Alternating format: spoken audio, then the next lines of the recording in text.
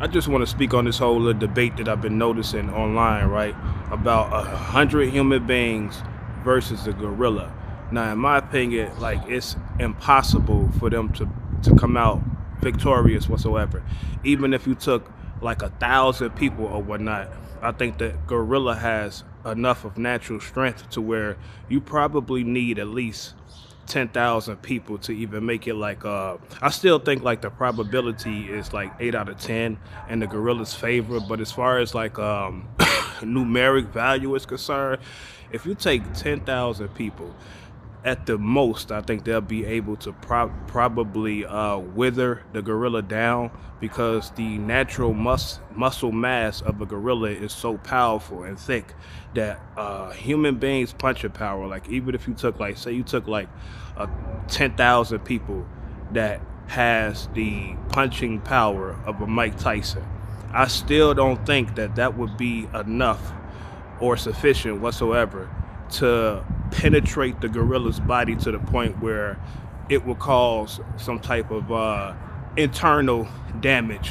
whatsoever.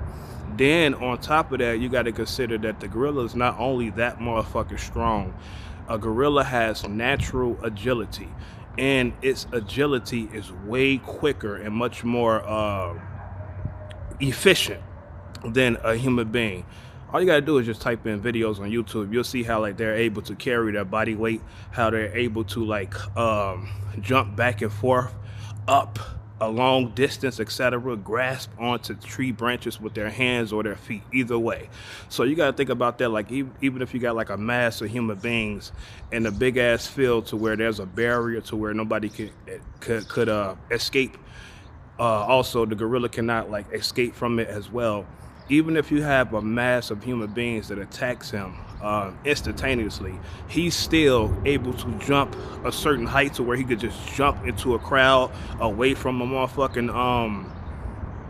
away from a crowd or whatsoever. And even when this gorilla jumps into a crowd, he's able to grasp amounts of people, probably like at least 7 people at least. And if he does like a bear hug, they're gonna die damn near instantly. I guarantee not more than 15 fucking seconds. Even like a physical swipe from a gorilla itself is powerful enough to kill a human being with just one fucking contact. You know what I'm saying? Now, let me say this also. I was reading an article about 2 days ago, and I was kind of like, I was thrown off because it was a female. She was a scientist. She was a PhD, and she had specialized in the field of gorillas for like 20 years or whatever. So I'm reading this article about her, and she was actually trying to argue the point that it is very possible for 100 human beings to kill a gorilla. Now, keep in mind, the context is this: bare-fisted. I'm not talking about, and I'm pretty sure the same thing with this whole debate that's going on. I'm sure they're not talking about like you give these human beings like fucking swords or some type of penetrating weapon. I'm talking about pure bare fist. She was saying like they could basically tire out the gorilla. And of course, what she's implying is about time you get down to like about a point where their numbers is decimated, basically. I'm thinking, I was kind of like thrown off. I'm like, how as a scientist you think that? You know what I'm saying? Like me, for example, I'm not a zoologist whatsoever. This is just common sense on my part.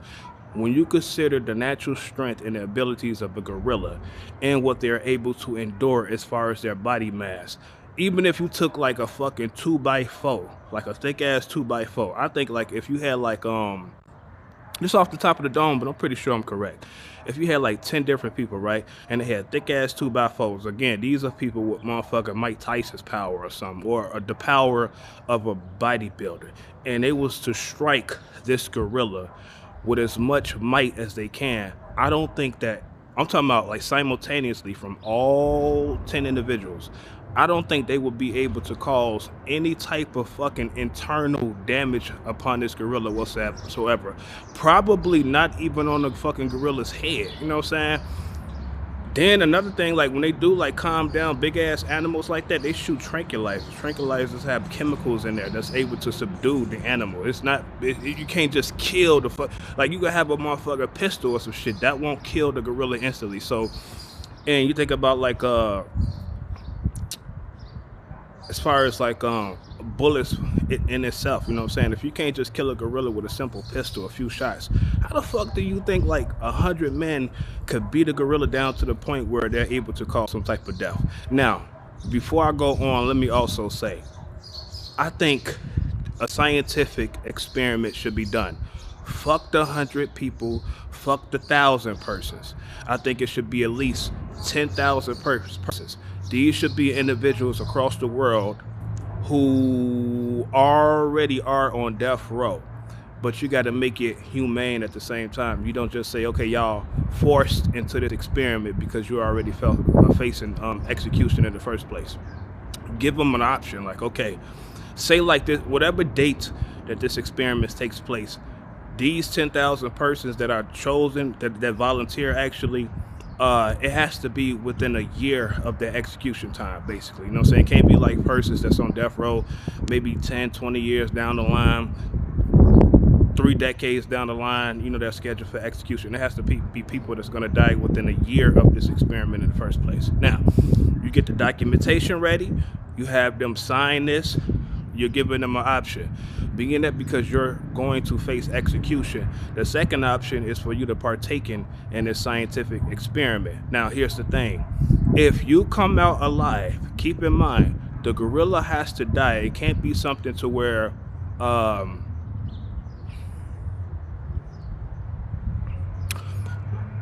it's an hour clock on the shit, and whatever amount of persons that survive, you know, you're giving clemency. No, the gorilla has to die. So say for instance, like 68 people out of 10,000 survive. They're immediately given clemency, and you give them a little bread. You give them anywhere between $5,000 to $10,000 or whatever. So in totality, that's $680,000. That's worth it for a scientific experiment, given if like at least 68 people survive. Now, I still don't think the ratio favors human beings, even if you put 10,000 people in a field. And within the field, the context of the field itself, you have to make it to where it's not cluttered. So it is wiggle room for people to kind of like move around, because inevitably speaking, based on like the sheer the fearsomeness of a gorilla, they're gonna move around in the first place, especially when they see fucking body parts splashing and shit. They're gonna move around, so you don't make the field cluttered. And also, let me add this also, because I was thinking this yesterday too. This is the equivalent of why I don't think this is the equivalent example of why I don't think these 10,000 persons have a greater ratio exceeding. Say you take 500 kindergartens, you put them in the same fucking field. Of course, the diameter is a little bit small, but you still make it to where you know what I'm saying. Like, these youngers are not cluttered. You put them in a certain field. Take a grown adult, and just to make the point even more sharper, take like a professional fighter, whether it's a professional martial arts fighter, or whether it's a fucking professional boxer. So any popular, and by the way, it could be male or female. You take one professional fucking fighter. Let me give a name. Say you take a Anderson Silva. You put them in a field. It's 500 kindergartens. They have to kill them off. Honestly speaking, logically speaking, do y'all think that these 500 kindergartens are going to be able to wither Anderson? Like, by the time you get to like fucking 10 of them, I mean, no, about 50 of them or something. Do you think they're going to be able to, by that point, wither Anderson Silva down whatsoever? Keep in mind, Anderson Silva, again, is a trained professional fighter, so his body mass is strong. His bones are also sharp. Even if, and I could tell you too, you're probably thinking this also, even if you increase that number to like fucking 5,000 kindergartens, 5,000 kindergartens are not going to be able to kill off Anderson Silva. The most that will happen, he'll be tired by the end of it, but he's not going to be killed off. He's going to come out the victor. That's the equivalency when you compare that to a fucking gorilla and you add that number, 10,000 human beings. I don't think that's going to happen whatsoever. And again, I was kind of like, as far as the scientist, I was thinking about, I'm like, how the fuck does she think this when, just commonsensically speaking, you consider like the abilities of a gorilla? again, it's not like a gorilla just has a massive strength. They're extremely fast at the same time. They're able to jump around. So you won't even be able to corner a gorilla in a certain fucking spot to where you need him to be. That's my opinion on the subject. These type of things I don't really speak on. I mean, I be having an opinion about it, but normally I just keep my opinion to myself, and maybe I may express it in passing, or I might comment. You know what I'm saying? That's not the type of shit that I normally vlog on. But just because this has become a viral subject, and I did find it kind of interesting, especially when I started checking out other people's like videos on the subject, and then that fucking article really sparked my mind to say, let me go ahead and give my take on it.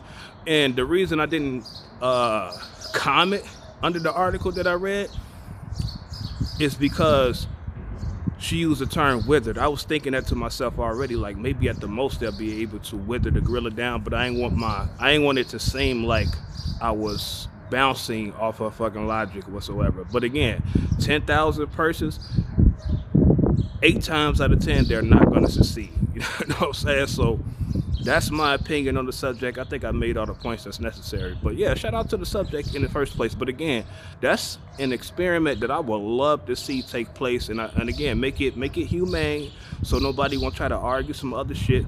Make sure these 10,000 participants are people that are going to be executed around the world. By the way, don't just have to be domestically. They're going to be executed in the first place. You just get the documentation in order, and you make sure you give these people options. Like, you don't have to partake in this, but say you got a chance at your freedom whatsoever, and you're a part of 10,000 people.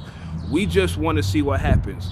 And again, by the time it's said and done, whatever number of individuals survive, you're automatically given clemency, and then you're also paid. That's the most humane way to do it, because if you think about it, in the past, and not just in the United States, there have been experiments. Like I said, I don't really want to go into that shit. Tuskegee, the Philadelphia, all that type of shit.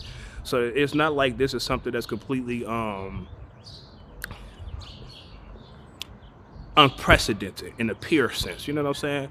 So again, that's my take on it.